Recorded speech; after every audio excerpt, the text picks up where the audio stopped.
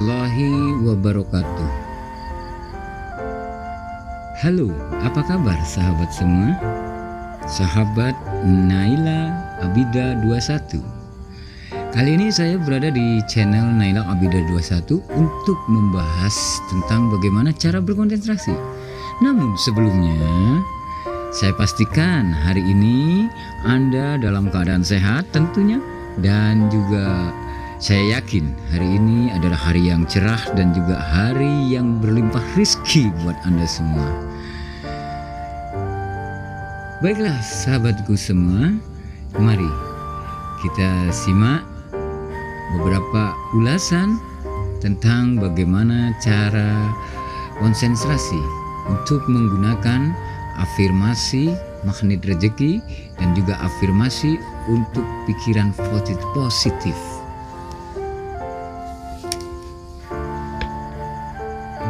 Banyaknya pikiran membuat kita sulit untuk fokus terhadap suatu hal positif yang harus kita lakukan, atau bisa disebut gagal konsentrasi.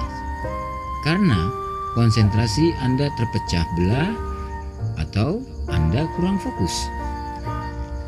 Kegagalan konsentrasi hanya akan semakin memperlambat pencapaian tujuan positif kita, sehingga kita akan merasa semakin malas untuk melakukan suatu hal atau untuk melakukan hal yang positif. Dan dalam hal ini saya akan membagikan trik atau cara yang dapat membuat kita bisa lebih berkonsentrasi dengan tujuan yang kita harapkan. Baiklah, untuk yang pertama, berhentilah melakukan banyak hal yang tidak penting dan tetap tenang dalam situasi atau kondisi apapun. Pusatkan pikiran hanya pada satu titik, yaitu yang menjadi harapan dan tujuan kita.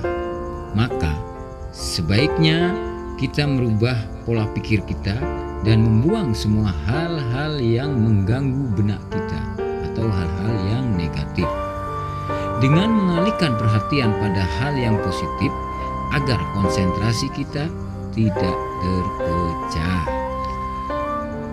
Dan yang kedua, yaitu olahraga. Semua orang pasti tahulah bahwasanya olahraga itu adalah membuat tubuh kita menjadi bugar dan sehat. Olahraga teratur merupakan hal penting bagi kesehatan otak kita dan berguna dalam waktu jangka panjang. Olahraga tidak juga bisa membuat rileks jaringan saraf kita. Namun, olahraga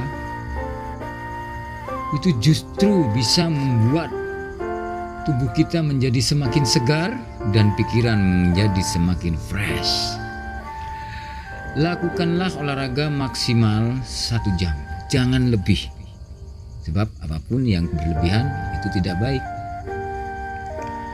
Dan jangan kurang. Hal yang kurang pun itu tidak baik. Lakukan dalam 1 jam dalam setiap harinya. Dan yang ketiga, istirahat. Nah, ini orang paling suka kalau disuruh istirahat kan? Tapi istirahatnya harus cukup.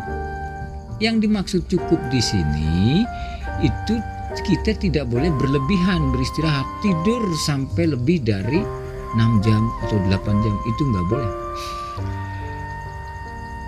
Tidur secukupnya agar peregangan otot dan syaraf kita jadi lebih rileks, jadi lebih santai.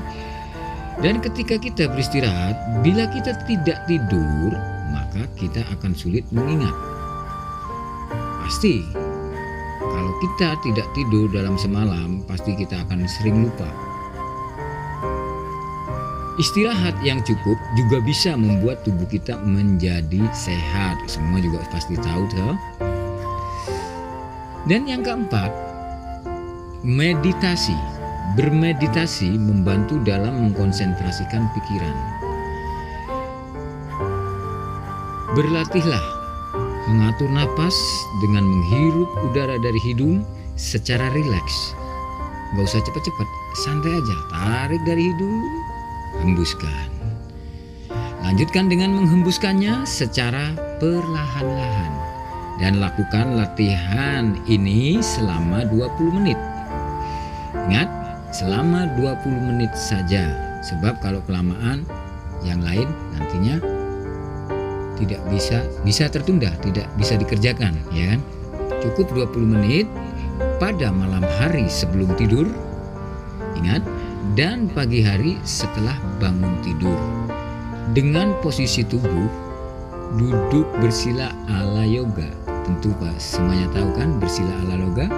Dan dirilekskan badannya, pejamkan matanya, tarik nafas dari hidung pelan-pelan, lalu hembuskan. Maka otak kita, badan kita akan rileks dan segar. Yang kelima, nah ini tak kalah penting juga. Yang kelima ini adalah hindari perut kosong. Awas, jangan sampai perut kosong kecuali sedang berpuasa ya. Beda, kalau sedang berpuasa memang sudah diniatkan untuk berpuasa. Tapi kalau tidak, jangan dibiasakan, hindarilah perut kosong.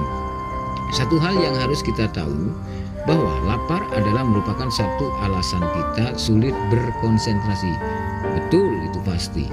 Jangan abaikan rasa lapar karena perut kita adalah ruang di mana semua energi berkumpul. Sehingga saat perut kita kosong, maka energi pun berkurang. Dan otak kita hanya akan memikirkan makanan. Karena kelaparan.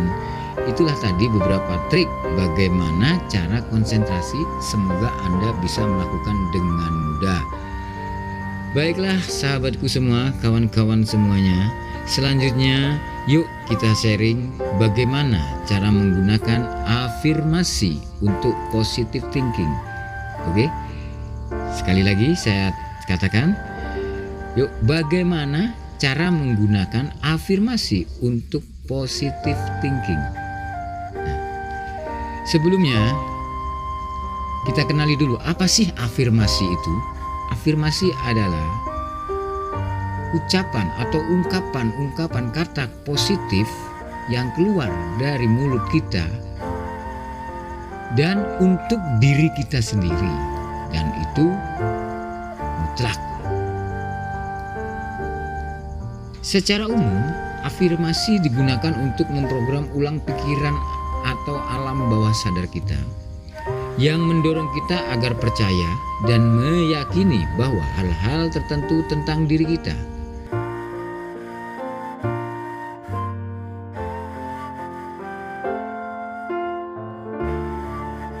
Afirmasi juga digunakan untuk membantu menumbuhkan realitas yang kita inginkan. Karena pikiran alam bawah sadar kita yang menjadi peran utama dalam aktualisasi kehidupan dan perwujudan tujuan dan harapan kita. Apa yang kita yakini tentang diri kita di tingkat alam bawah sadar dapat berdampak signifikan pada hasil dari suatu peristiwa yang kita alami. Oleh karena itu, kebanyakan orang yang telah menggunakan afirmasi terkagum-kagum dengan hasilnya yang menakjubkan, namun kenyataannya agar supaya afirmasi yang kita nyatakan bisa lebih efektif, ada beberapa tips yang perlu dilalui. Oke, berikut cara efektif menggunakan afirmasi. Yang pertama, awali afirmasi dengan kata saya atau aku. Contoh afirmasinya seperti ini. Saya orang yang percaya diri dan saya mempunyai banyak teman yang baik. Atau saya menikmati hidup saya dengan baik. Atau saya mempunyai uang yang sangat banyak. Atau aku tipe orang yang rajin bekerja. Nah, jenis pernyataan dengan kata saya atau aku ini merupakan penegasan menjadi pernyataan identitas yang merupakan motivator kuat untuk mengubah diri kita. Langkah kedua yaitu pastikan kamu selalu menyatakan afirmasi dengan positif. Sekali lagi, pastikan kamu atau kita semua selalu menyatakan afirmasi dengan positif dan jangan menyatakan hal negatif. Contoh hal negatif, aku tidak akan sakit. Kalau bisa, kata aku tidak akan sakit itu kita rubah atau kita harus menggantinya dengan kata yang positif. Seperti contohnya, aku selalu sehat. Jadi kata yang tadi, aku tidak akan sakit, diganti dengan aku selalu sehat. Atau kata negatif, atau ada lagi nih kata negatif, aku tidak akan merenung lagi. Bisa kita ubah dengan kata yang positif. Seperti, aku orang yang selalu ceria dan bersemangat. Perlu diingat, dalam afirmasi positif, setiap detailnya juga harus positif. Artinya, kita perlu menghindari kata-kata negatif seperti kata jangan dan kata tidak. Dalam afirmasi, kata itu tidak boleh digunakan. Yang ketiga, kita harus selalu berikan afirmasi dengan emosi. Karena apa? Karena menggunakan kata-kata emosional dalam afirmasi sangatlah dianjurkan. Namun, emosi di sini dengan emosi untuk hal yang positif, bukan emosional kemarahan yang kurang jelas atau mengeluarkan kata-kata yang kotor, bukan ya, tapi emosional dengan hal-hal yang positif. Karena terdapat asosiasi mendalam antara kata-kata emosional dan pengalaman somatik. Buat yang belum tahu somatik itu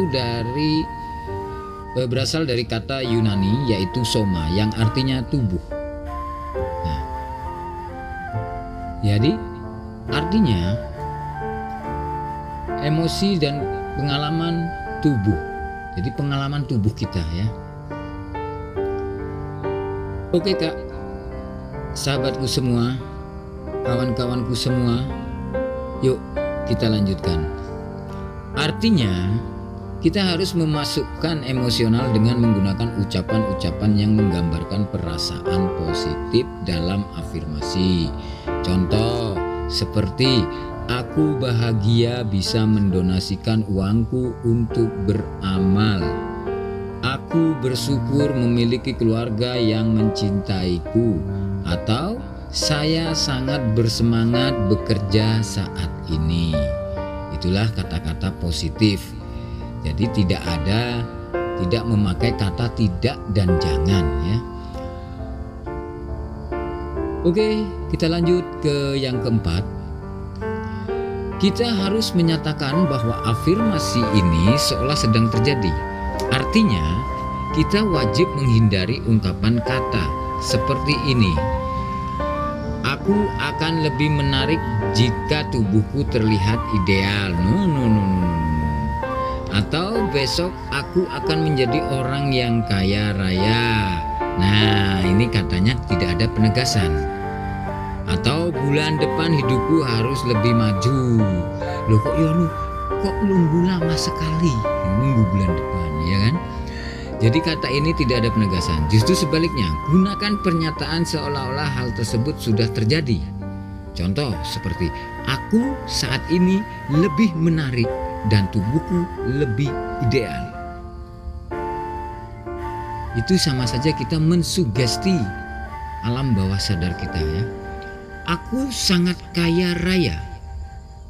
Hidupku akan terus maju dan makmur dan sebagainya. Dari kata-kata positif itu tadi, maka alam akan sangat mendukung dan Tuhan pun akan mendukung apa yang sudah kita ucapkan dengan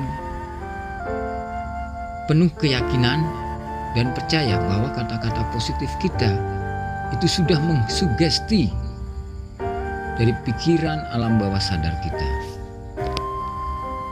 Ingat ya kawan-kawanku, sahabatku, tujuan dibalik afirmasi adalah untuk men-setting ulang pikiran alam bawah sadar kita. Jadi kita harus bertindak seolah apa yang kita harapkan sudah benar terjadi. Jika kita mengalami perasaan yang terkait dengan hasil yang kita harapkan, maka besar kemungkinan hasilnya semakin cepat terwujud. Ya.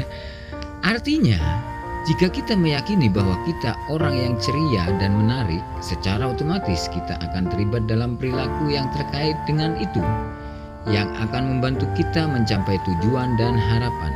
Sekali lagi saya ingatkan, jika kita meyakini bahwa kita orang yang ceria dan menarik, tolong digarisbawahi, secara otomatis kita akan terlibat dalam perilaku yang terkait dengan itu, yang akan membantu kita mencapai tujuan dan harapan. Itulah sugesti dan itulah afirmasi ya, yang mensugesti alam bawah sadar kita.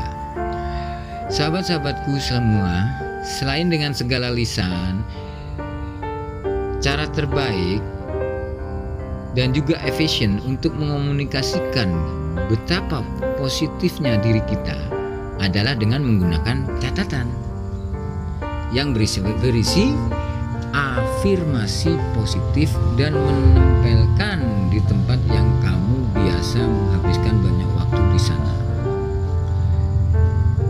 Seperti di cermin, meja kerja, meja komputer, pintu kamar, di dapur, dan masih banyak lagi tempat di rumah kita untuk menyimpan catatan-catatan afirmasi positif agar bisa kita ucap setiap saat. Cobalah sahabat, tuliskan afirmasi positif kalian, katakan dan tuliskan di atas kertas dengan sebuah pena. Setelah itu kalian tempelkan di tempat-tempat yang biasa kamu bisa lihat ya.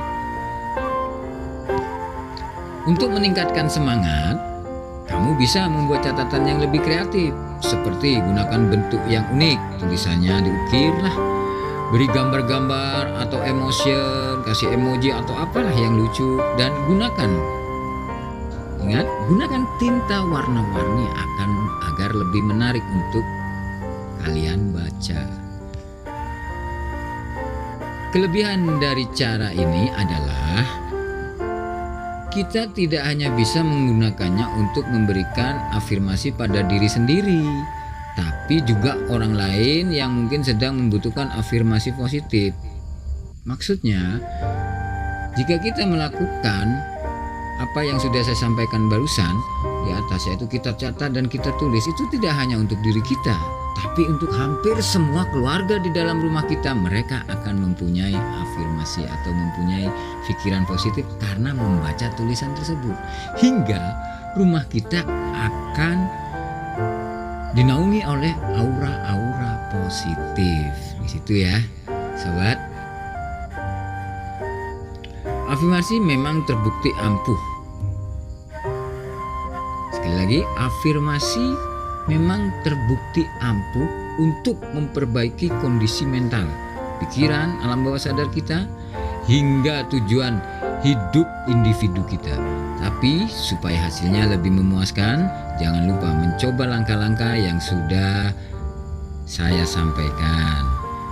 Semoga ulasan tentang cara berkonsentrasi dan cara menggunakan afirmasi positive thinking ini yang dapat menjadi magnet rezeki ini dapat memberikan manfaat bagi kita semua.